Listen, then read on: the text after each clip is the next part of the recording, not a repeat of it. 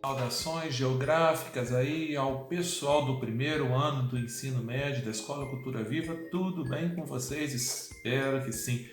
Olha só, galera, hoje nós estamos iniciando o nosso segundo bimestre e também o nosso último capítulo do primeiro volume do livro que vocês receberam no box, tá?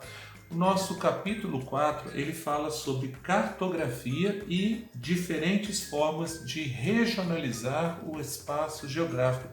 E é sobre isso que nós estaremos conversando hoje com vocês, sobre essa regionalização. Quais as formas que eles encontraram para, no caso, dividir um espaço geográfico. Principalmente estaremos falando sobre o Brasil.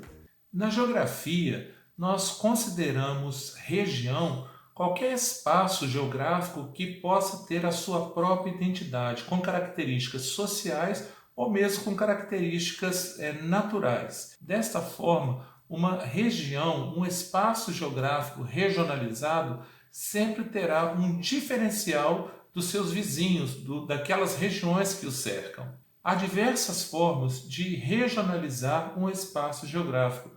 Para facilitar, eu posso estar regionalizando por continentes, eu posso estar regionalizando por DIT, que é a Divisão Internacional do Trabalho, eu posso regionalizar ainda o espaço por clima, eu posso regionalizar por atividades industriais e assim por diante. Cada forma de regionalizar estará sempre obedecendo critérios e finalidades. Se eu quero, por exemplo, estudar o meio de paisagens, se eu quero falar sobre as paisagens, o melhor é que o meu estudo esteja focado no sentido físico-naturais. Nesse caso, por exemplo, eu poderia estar fazendo uma regionalização do clima, do relevo, da hidrografia, ou seja, da paisagem de uma forma ampla.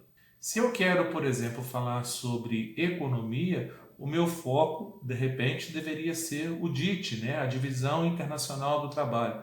Gente, então, conforme eu disse, há várias formas de eu estar regionalizando, de eu estar estudando e até mesmo fazendo mapas a respeito desses mais diversos assuntos, mais diversos temas, tá bom? Quando eu falo sobre regionalização em escala mundial, que é uma das mais comuns, onde eu tenho olhares específicos para os continentes, por exemplo, eu poderei estar dividindo esse assunto, essa regionalização, em três aspectos muito interessantes. O primeiro será a regionalização físico-natural. Nesse primeiro aspecto, eu estarei falando da regionalização do planeta Terra dividido em seus continentes.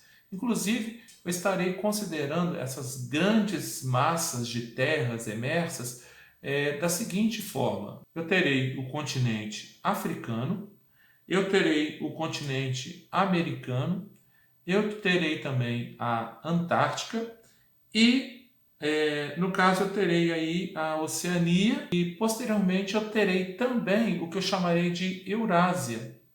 Por que eu estou chamando de Eurásia? Por que eu não separei a Europa da Ásia? Uma vez que eu estou fazendo esse estudo por regionalização, a Europa e a Ásia, elas se unem numa única península. Dessa forma, eu dou esse nome de Eurásia.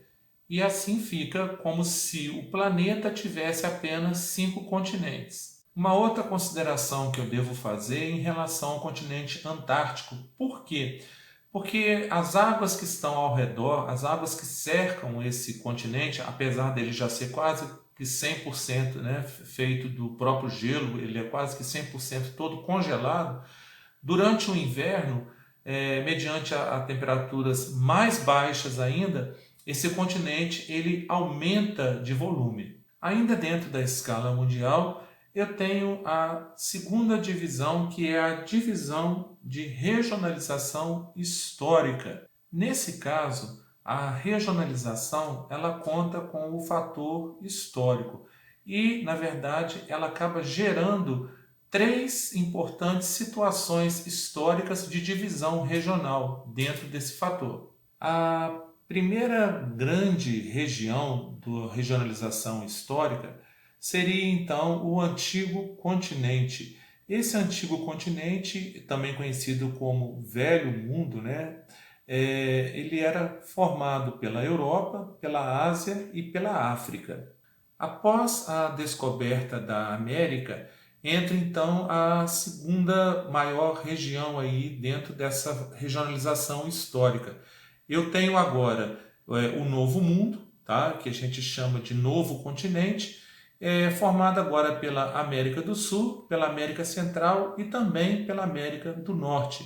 Inclusive, nós temos até uma referência através de programas ou novelas que se fala em Novo Mundo. Todas as vezes que vocês ouvirem falar sobre Novo Mundo, há uma referência diretamente ligada à América. A terceira região que vocês já até estudaram, né, e bem recente, lá no 9º ano ainda, é o Novíssimo Continente, que vocês se lembram que o Novíssimo Continente faz menção à questão histórica sobre a descoberta da Oceania. Mas aí vocês poderiam me perguntar assim, ô Celão, faltou um continente aí que você não falou, que seria então a Antártica. Ele também já não existe desde os tempos primórdios, né? Desde de sempre, né?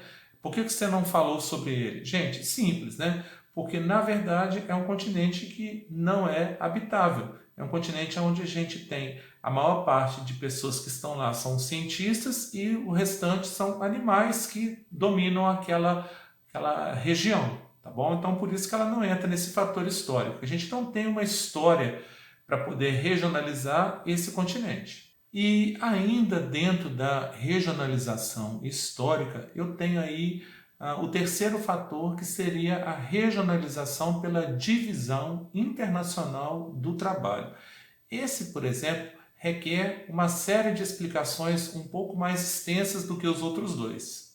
Quando eu falo sobre regionalização com base na divisão internacional do trabalho, eu estou falando com foco especificamente econômico à produção, ao comércio, à exportação e também à importação de produtos. Na verdade, a origem desse tipo de regionalização, que a gente chama de divisão internacional do trabalho, ela está voltada para a economia mundial. Inicialmente, ela foi dividida em dois grandes grupos.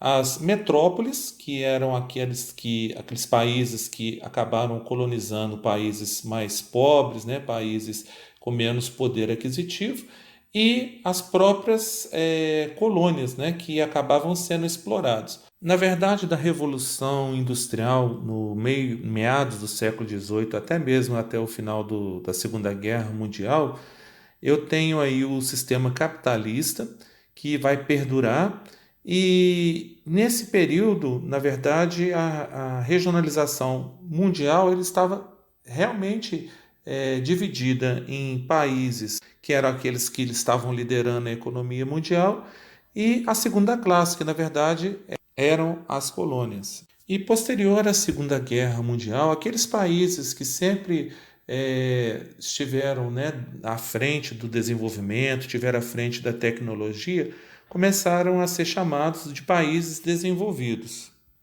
Esses países eles eram industrializados, eles tinham máquinas, eles tinham investimentos, eles emprestavam dinheiro, eles tinham desenvolvimento. E do outro lado eu tinha os países subdesenvolvidos, não industrializados.